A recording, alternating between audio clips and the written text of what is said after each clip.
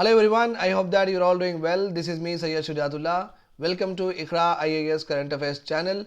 Do subscribe to the channel and hit the bell icon क्योंकि जब भी मैं वीडियो अपलोड करूंगा आपको नोटिफिकेशन मिल जाएंगी सो दैट आपका प्रिपरेशन कंसिस्टेंटली मेरे साथ चलता रहेगा और कंसिस्टेंसी मैं हमेशा बोलता रहूँगी की to success of any of the competitive examination specially UPSC में तो करना ही है बिकॉज सिलेबस भी इतना बड़ा है, रिवीजन भी बहुत सारा करना पड़ता है. सो कंसिस्टेंसी मैटर्स ए लॉट. 4 महीने पढ़े एसएससी क्रैक कर सकते हैं, बैंक पीओ क्रैक कर सकते हैं, बट यूपीएससी के लिए आपको ऑप्शनल भी होता है. So it's very important that आप कंसिस्टेंटली प्रिपेयर करते रहिए और डिस्ट्रैक्शन से दूर रहिए सो दैट एक बार क्रैक हो जाए तो उसके बाद में you become viral everywhere in all the platforms. ठीक है, fine.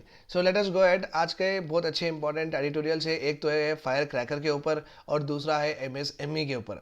Okay, fire cracker industry, you know that ये दिवाली के दिन हम फायर क्रैकर्स यूज़ करते हैं. Not only that that day, शादी में और बारात में, ओके, कुछ भी फंक्शंस हो, वी आर जनरली अगर पार्टी के लीडर भी जीते तो हम फायर क्रैकर यूज़ कर सकते हैं. तो एक ज़माने में फायर क्रैकर्स 365 डेज नहीं चलते थे और नहीं बनते थे, बट आजकल हर छोटा मोटा इवन न्यू ईयर पे भी फायर क्रैकर्स बने हैं.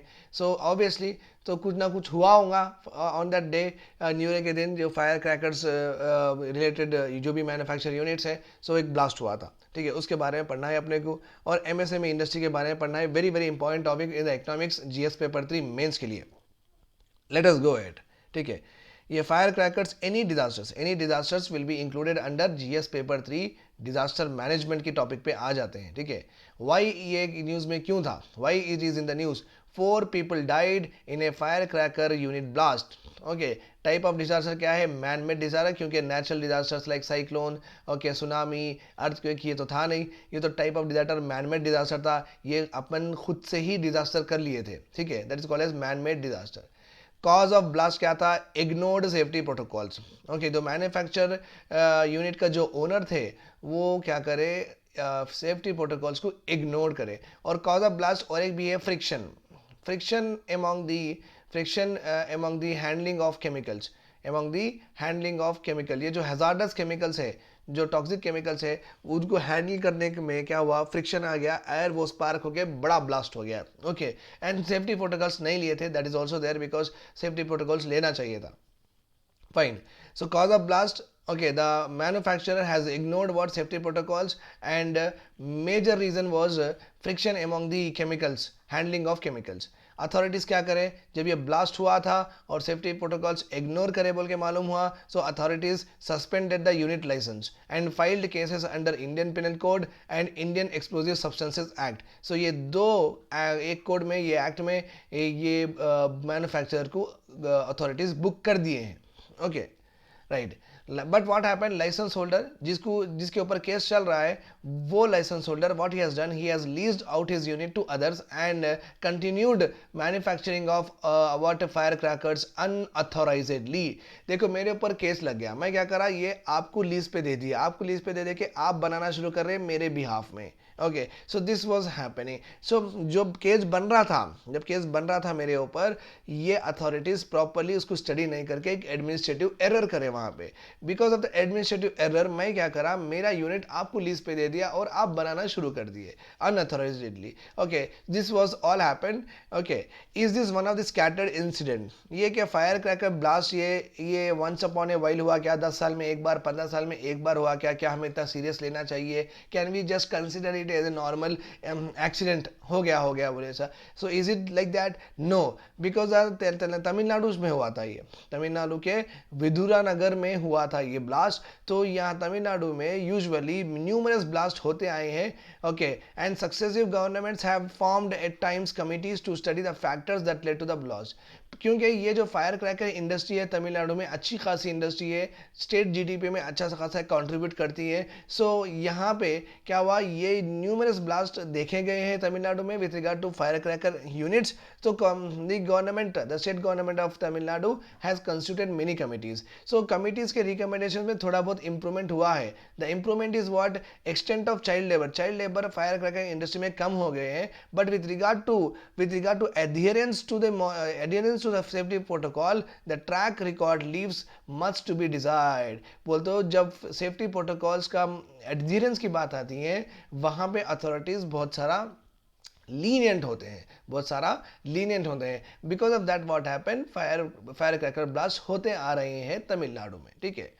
एथिकल इशू क्या है अगर समझो. Okay, ethics is very very important topic in your mains examination, और you can say that paper in the mains examination. अभी क्या है, आप एज ए इंचार्ज, आप इंचार्ज है, और आपके जो नीचे काम करने वाले अथॉरिटीज़ है, ओके, और आपके जो सबॉर्डिनेट्स है, they have done this negligence. तो आप क्या करेंगे, आप क्या करेंगे, इनको पनिश करेंगे या इनको अनपनिश करेंगे? This is very very important. Will you punish them because they did not properly check the safety protocols of that unit, और यू विल अनपनिश देम क्योंकि आप ये समझे कि चलो भाई 10 साल में एक बार हुआ, क्यों पनिश करना? So will you have a casual attitude और will you just warn them, will you just warn them? So basically यहाँ पे एथिकल डायलेमा ये होना चाहिए. ओके, एथिकल वे फॉरवर्ड ऐसा होता है, एनी ब्लास्ट, कौन सा ही blast just that leaves people dead could not be called as an accident. Okay, जो ब्लास्ट में लोग मर जाते हैं could not be called an accident, accidentally हुआ बोल के नहीं बोल सकते.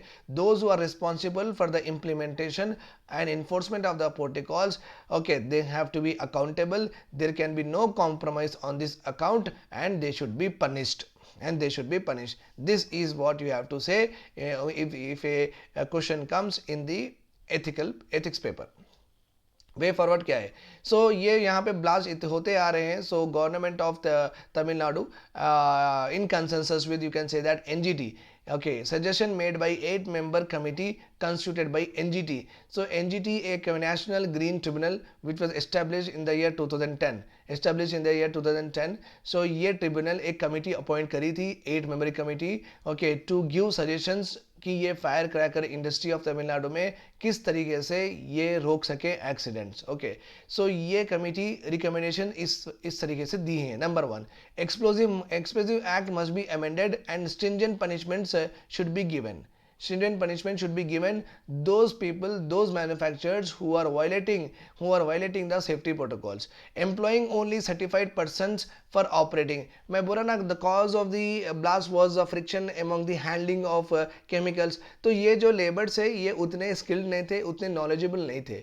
तो ये रिकमेंडेशन उससे ही आया है कि the committee saying that कि जो हैंडलिंग, जो मिक्सिंग जो भी होता है केमिकल्स का, it has to be done by skilled person, certified person only. Okay, and use drones for the surveillance of various units. कहाँ पे okay, कुछ स्पार्क जा रहा है या एक रूम का और एक एरिया का टेम्परेचर बढ़ रहा है, that may catch up spark. So drone will try to give you that readings, so with that you can take proper measures.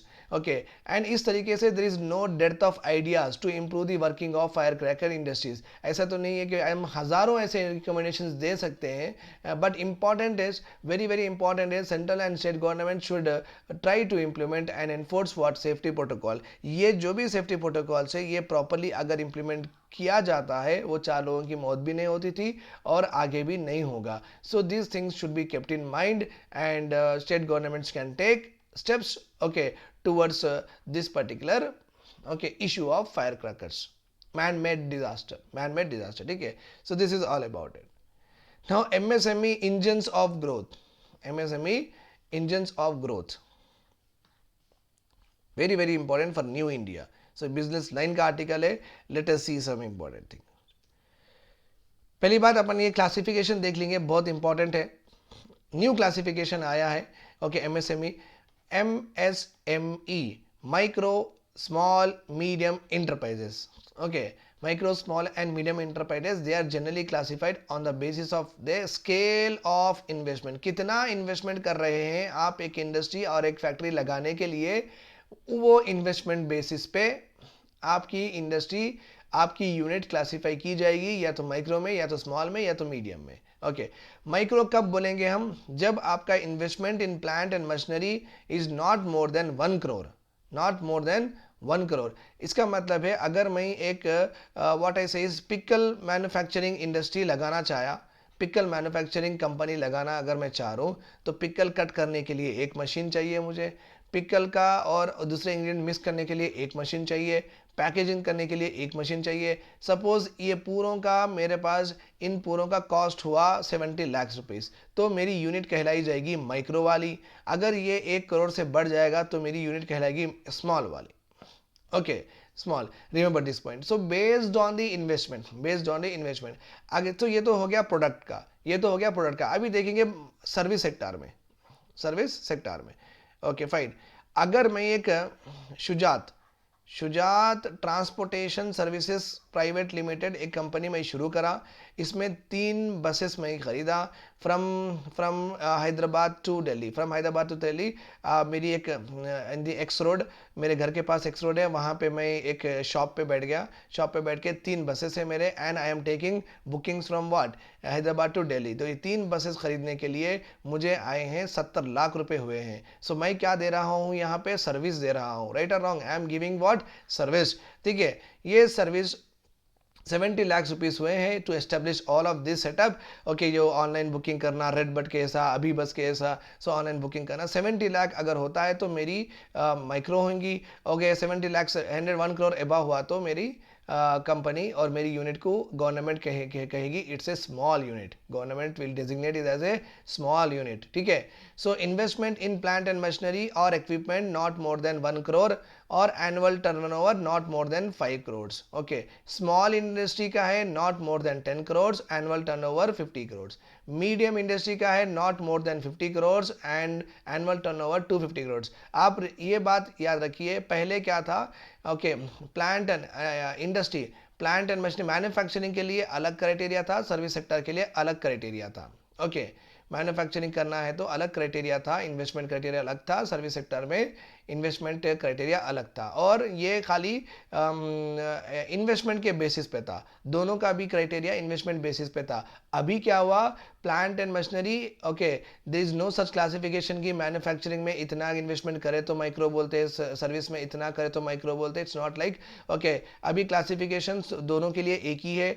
अगर आपकी मैन्युफैक्चरिंग यूनिट 1 करोड़ से कम है इन्वेस्टमेंट, अगर आपकी सर्विस यूनिट 1 करोड़ से कम है, then it is called as micro. Okay, याद रखिए। तो यहाँ पे एक डिस्टिंक्शन यहाँ पे निकाल दिया गया है, distinction with regard to what separate investment limits for micro manufacturing and service has been removed.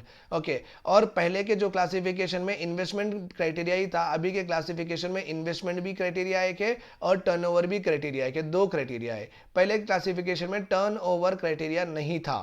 Okay, सो पुराना तो अपने को जरूरत नहीं है, बट एक नॉलेज के लिए बोल रहा हूँ, that you can have it with you, right. Significance of MSME sector क्या है, contribute around 30% of India GDP, छोटी बात नहीं है। एम्प्लॉय अबाउट 11 करोड़, बहुत बहुत बहुत ज़्यादा लोग एम्प्लॉय कर रहे हैं इसमें। constitute nearly 40% of total exports, very sizable contribution to the export।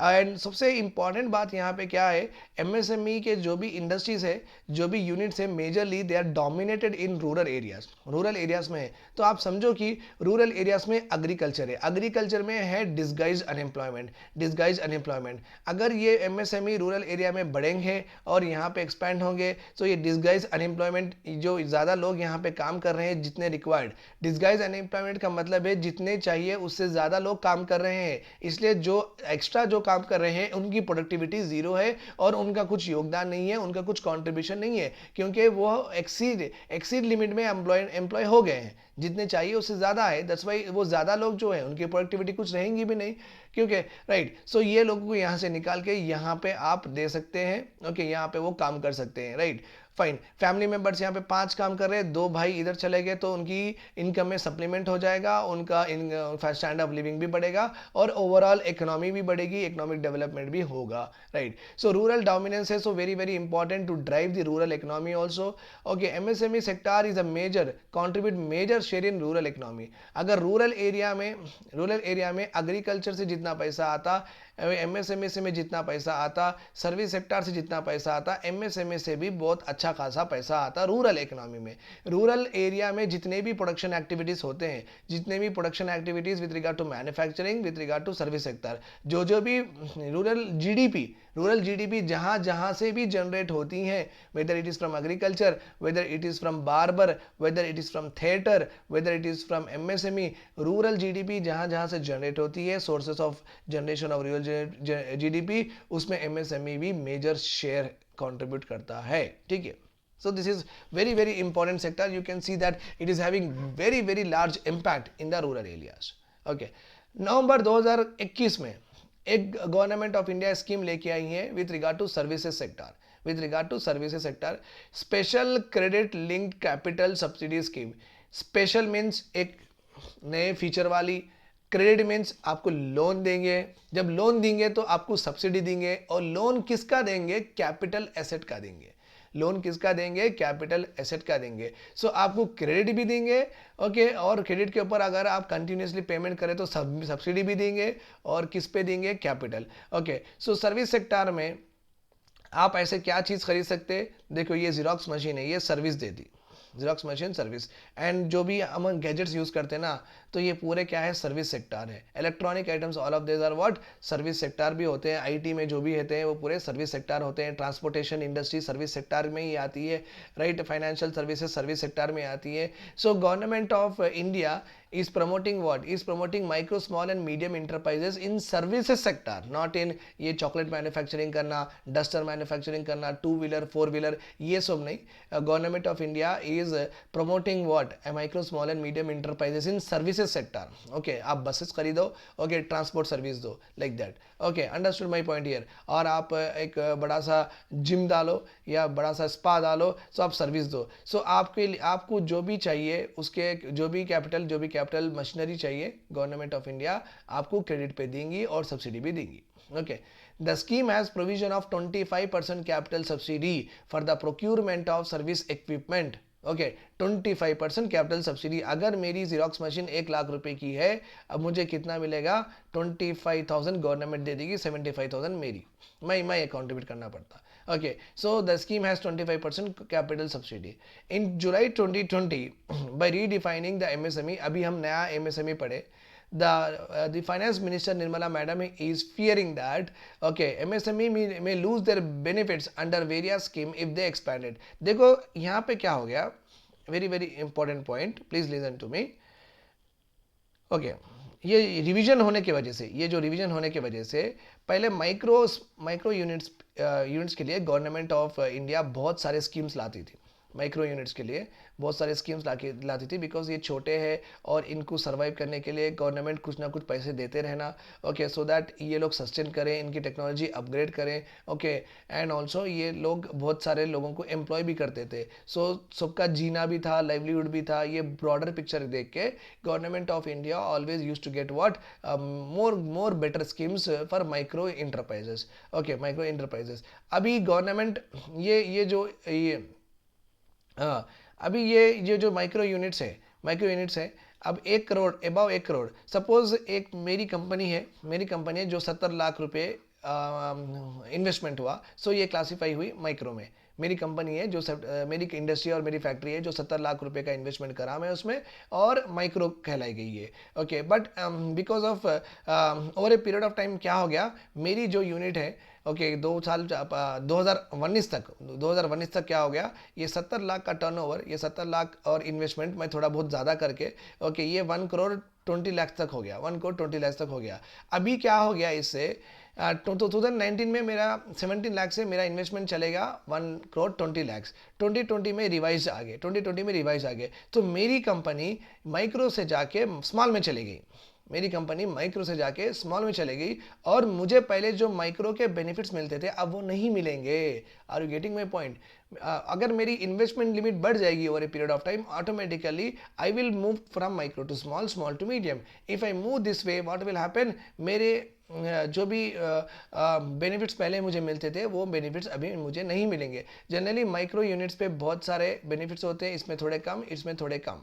Okay अगर मैं यहाँ से यहाँ करूँ तो मुझे ये बेनिफिट्स नहीं मिलेंगे, अगर मैं यहाँ से यहाँ जंप करूँ मुझे ये बेनिफिट्स नहीं मिलेंगे. So are you getting my point? So this movement is actually, ये न्यू इन्वेस्टमेंट लिमिट्स की वजह से मेरा मूवमेंट क्या हो गया, मेरे मूवमेंट के होने की वजह से, okay, what happens is my companies are getting what less benefits from the government. My companies, my factories are getting less benefits from the government. So that Nirmala madam was fearing this only. अगर ऐसा investment limit बढ़ेगा और new definition के हिसाब से आप यहाँ से यहाँ चले जाएंगे तो आपको यहाँ के बेनिफिट्स नहीं मिलेंगे. Okay, that is what she is saying it. Okay, accordingly a firm is classified under MSME. Okay, and the new policy change, जो भी new classification आया है, certainly has given a comfort zone for the MSME. But comfort zone तो हो गया, investment limit तो आप बढ़ा दिए, बट व्हाट हैज हैपेंड, ये मूवमेंट के वजह से द फर्म्स के not go for what expansion. अगर मेरी 70 लाख का मैं इन्वेस्टमेंट करके एक कंपनी अगर मैं शुरू करा, न्यू इन्वेस्टमेंट की लिमिट्स देख के, like above 1 crore I will go into what small, so I want to retain in micro. So what happened is I am not doing expansion. My expansion means एक company के और एक company शुरू करूँ. Okay, और एक अगर company शुरू करा तो फिर वो माइक्रो स्मॉल में चले जाएगी. सो what is happening is MSME were discouraged from scaling up their operation mainly due to the regulatory limit on their assets, on their investment, on their assets investment के ऊपर. समझ गए आप? ओके, अगर expansion करता मेरी कंपनी का, तो एक्सपेंशन, चलो भाई ये कंपनी में 4 जिरोक्स मशीन है, तो 4 जिरोक्स मशीन के 70 लाख रुपए, और एक कंपनी अगर मैं खड़ी करा उसमें भी 4 जिरोक्स मशीन अगर मेरे को लगाना पड़ा तो वो 70 लाख रुपए, तो मैं 1 करोड़ के ऊपर हो गया. जब मैं 1 करोड़ के ऊपर हो जाता हूँ, then I will not get the benefits of micro. So I don't like to move. मुझे क्या समझ में आया, अरे नहीं, स्मॉल में जाना नहीं है बिकॉज वहाँ पे ज़्यादा बेनिफिट्स होते नहीं, तो मैं एक्सपेंशन नहीं करा. I have not done what, expansion. Okay, so MSME का जो नया क्लासिफिकेशन है, it is actually discouraging what, okay, expansion of MSME itself. Issues in MSME, वो तो इशू है, सबसे बड़ा इशू मैं तो अभी आपको डिस्कस करा, which was there in the article. Some other issues, information asymmetry. Okay, MSME के जितने भी यूनिट्स जो भी चला रहे हैं उनके पास गवर्नमेंट से आई गई इंफॉर्मेशन बराबर नहीं है. ओके, गवर्नमेंट किस तरीके के रेगुलेशंस ला रही है, गवर्नमेंट की पॉलिसी क्या है, गवर्नमेंट की क्या क्या स्कीम्स चल रहे हैं, गवर्नमेंट की एक्सपोर्ट ड्यूटी इंपोर्ट ड्यूटी क्या है. सो इन्फॉर्मेशन बहुत एसिमेट्री है. ओके, दोनों में लिंक नहीं है. नॉन रजिस्ट्रेशन ऑफ फर्म्स ज़्यादा हो गए हैं. ओके, बहुत सारे MSME they don't even register with the government and they don't take the benefit of the government schemes. Inadequate and untimely credit, उन जितना वो मांगते हैं उतना क्रेडिट उनको मिलता नहीं है. Okay, that is called as inadequate. Inadequate means how much you want that much you are not getting. Untimely means जिस टाइम पे चाहना है, जिस टाइम पे मुझे आपको चाहिए लोन, वो टाइम पे नहीं मिल रहा है. Okay, delayed receivables. जब MSME के प्रोडक्ट्स जो पिकल हो, पापड़ हो, ये जो वो बेचते हैं, बादाम मिल्क एक्सेट्रा, ओके, इसके जो रिटर्न में, अगर मैं मैन्युफैक्चरर हूँ, आप होलसेलर है, आप ले जाके रिटेलर मार्केट में बेचते, तो आपको मैं बादाम मिल्क का 1 लाख कार्टून दिया, आप मुझे पैसे बहुत लेट दे रहे हैं. Okay, delayed receivables. Okay, technology obsolescence, और मेरी फैक्ट्री में मैं बहुत पुरानी टेक्नोलॉजी यूज़ कर रहा हूँ, so I am not upgrading my technology. Negligible market linkage. MSME के प्रोडक्ट्स कहाँ पे बेचना, किधर बेचना, okay, what is the demand in the market and where I have to sell, ये भी पता नहीं है. Negligible market linkages are there.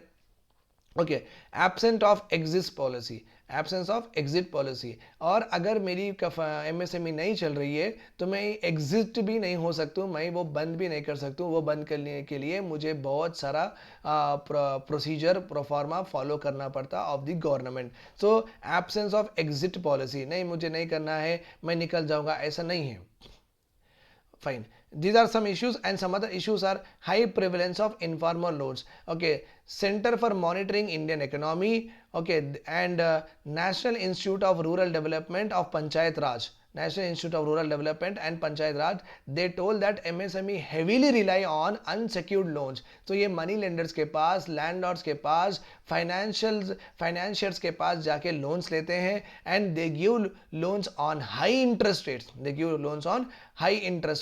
Okay, उससे क्या होगा, ओके, अगर 100 रुपये का See, remember this point. If I take 100 rupees from a financier, he will charge me 25 rupees interest rate. 25 rupees interest rate. So with this 100 rupees, I will make 150 rupees 100 rupees I will make 150 rupees so 100 रुपये का मैं product okay the financier के पास से मैं 100 रुपये लिया 100 रुपये का एक प्रोडक्ट बनाया वो प्रोडक्ट को मैं 150 रुपये में बेचा 150 रुपये में बेचा तो मेरा रॉ मटेरियल कास्ट हुआ 100 रुपये ठीक है 25 रुपीज़ गए हैं इंटरेस्ट में मेरी प्रॉफिट कितनी हुई 25 रुपीज़ राइट और रॉन्ग मेरी प्रॉफिट कितनी हुई 25 रुपीज़ ठीक है अगर यही बंदा ओके 100 रुपये का लोन अगर SBI बैंक से लेता था तो इसको मिलता था 10% इंटरेस्ट रेट ये 100 रुपये की चीज़ 150 रुपीज़ में बेचता था ये ओके 150 में 100 रुपीज़ हो गया इसका रॉ मटेरियल कॉस्ट 10 रुपीज़ ये देगा SBI को इंटरेस्ट और इसके पास 40 so you can see that profitability पे कितना इफेक्ट आता okay high interest rate loans लिए तो आपकी प्रॉफिटेबिलिटी 25 रुपीज़ ही थी आप normal formal banking channel formal bank से SBI से लिए तो आपकी प्रॉफिटेबिलिटी 40 है सो दैट्स वाई MSME बहुत सारा लोन यहाँ पे लेते हैं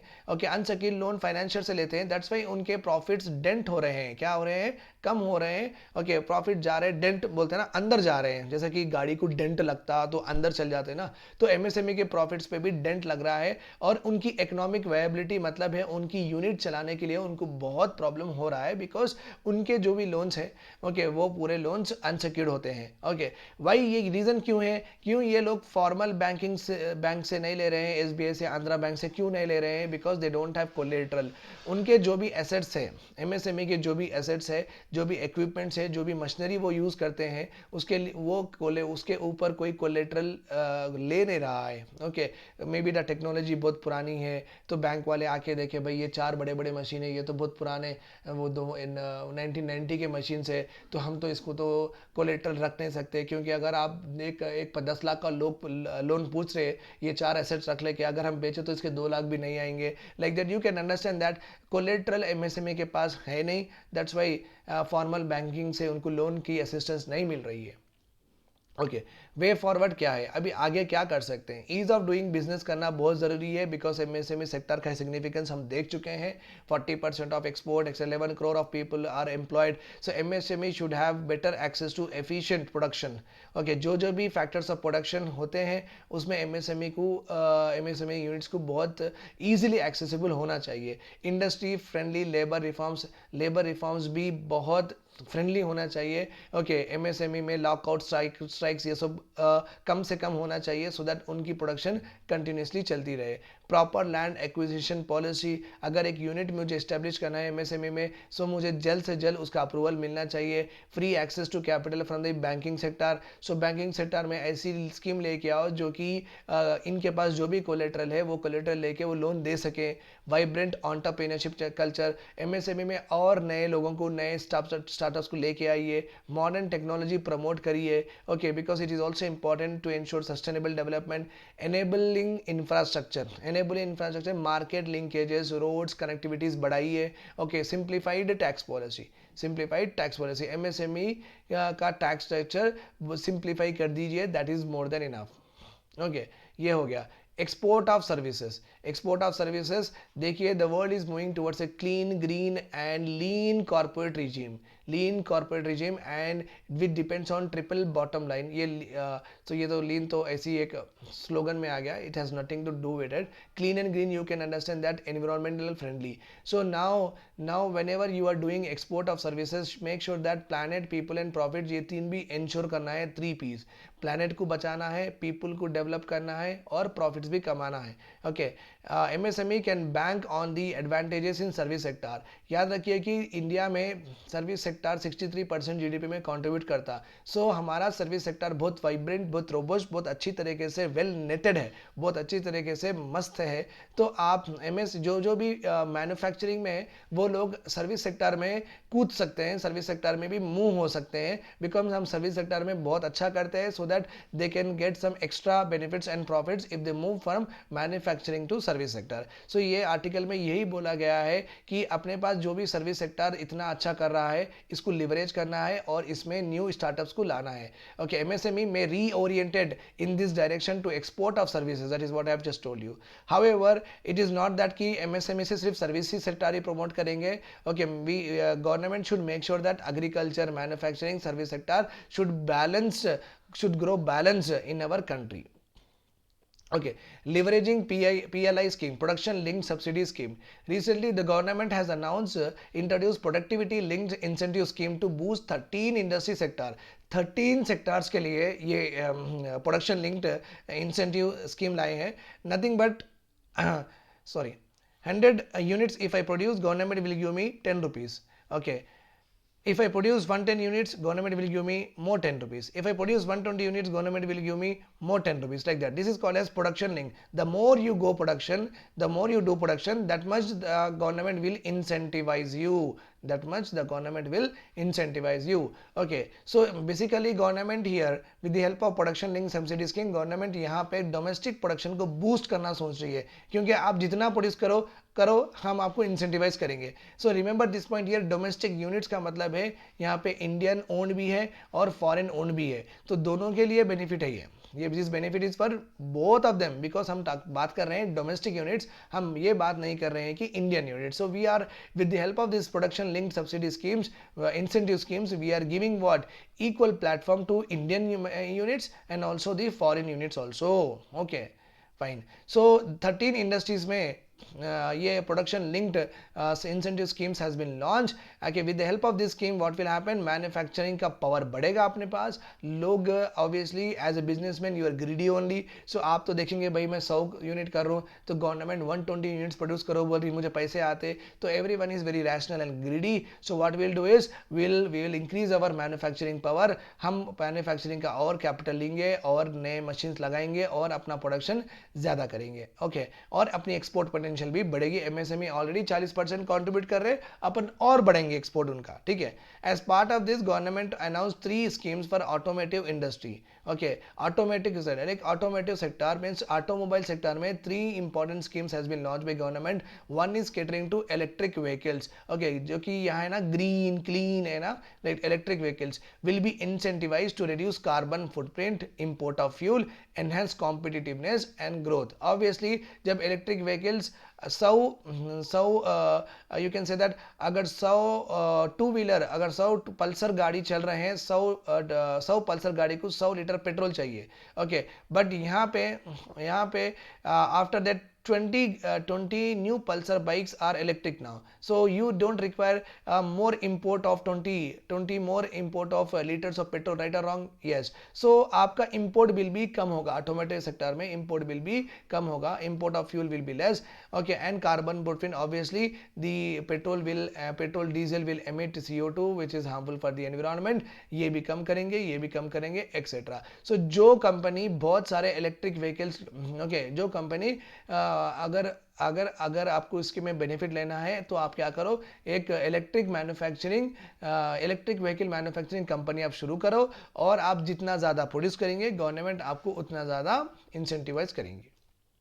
प्रमोटिंग स्टार्टअप्स, यहाँ पे एक इंपॉर्टेंट है जिसका नाम है यूनिकॉर्न कंपनीज, यूनिकॉर्न स्टार्टअप्स बोल के आपको न्यूज़ में आते रहता और न्यूज़पेपर में भी आप पढ़ते रहते। यूनिकॉर्न का मतलब है the startups. Okay, startups are those company which have not completed 10 years, पहली बार which have not completed 10 years of their existence. Okay, so those are called as startups and ये स्टार्टअप्स में ओके, अगर कोई with in 10 years हो, with in 10 years 1 billion rupees of turnover if they have crossed, then we call it as unicorn. Uni means one, uni mean one. So, okay, so according to NASSCOM, India has 66 unicorns, means till date and still counting. Okay, and still counting means last पिछले 10 साल में India has produce what 66 unicorn, because मतलब क्या है, अपने startups बहुत अच्छा कर रहे हैं, 10 साल के अंदर ही वो 1 बिलियन तक पहुंच जा रहे हैं उनके एसेट और उनके टर्नओवर में. Okay, as such MSME with innovative ideas should be nurtured with right incentives. और एमएसएमई को ब्यूरोक्रेटिक हेडल से दूर रखिए. ओके, ब्यूरोक्रेटिक अप्रूवल से, ब्यूरोक्रेटिक लाइसेंस से, ब्यूरोक्रेटिक रेगुलेशन से दूर रखिए. सो एमएसएमई और बढ़ेंगे, और बढ़ के वो और यूनिकॉर्न होंगे, और बड़े बड़े व्हाट इन्वेस्टमेंट्स आगे भी करेंगे. And their assets value and their employment generation capacity will also create, and export potential will also enhance. And उससे क्या होगा कि ओवरऑल इकोनॉमी में एक अच्छे सा पॉजिटिव आ गया. ओके, कंक्लूजन क्या लिखेंगे आप? Okay, all these we have learn my dear students. पहले हम क्या देखें? एमएसएमई का क्लासिफिकेशन देखें. Then we have seen significance of MSME sector क्या है, और special credit link subsidy scheme for the service sector हम देखें. और यहाँ पे अगर आप एक क्लासिफिकेशन दूसरे क्लासिफिकेशन मूव होते, तब आप क्या हो जाते, आपके बेनिफिट्स रुक जाते. दैट्स वाई आप मूव होना नहीं चाह रहे. So actually the classification is discouraging what the expansion. Then आप इश्यूज ऑफ एमएसएमई में पढ़े हैं, ये भी इश्यूज है, ये भी इश्यूज है. Then now we are learning way forward also. Way forward भी हो गया अपना. तो एट दी एंड आप आंसर में कंक्लूजन में क्या लिखेंगे? Policy support in above areas will make MSME as engines of growth for new India. After all a resilient and healthy MSME is essential for achieving the goal of self-reliant in India. Goal of self reliant in है, because ये इनके पास export potential है. तो आप समझो कि domestic production वो sufficiently कर रहे हैं. सो जो भी डोमेस्टिक प्रोडक्शन में जितना भी बच रहा है वो एक्सपोर्ट कर रहे हैं, right. So you can understand that self reliant, आत्मनिर्भर होने के लिए एमएसएमई को डिफरेंट सेक्टर्स में आप प्रमोट करिए, सो दैट डोमेस्टिक डिमांड भी केटर हो जाएगी, और फॉरेन एक्सचेंज भी अपन अर्न करेंगे through exports. Okay, this is all about today's class. Have a nice day and take care. Have a good day.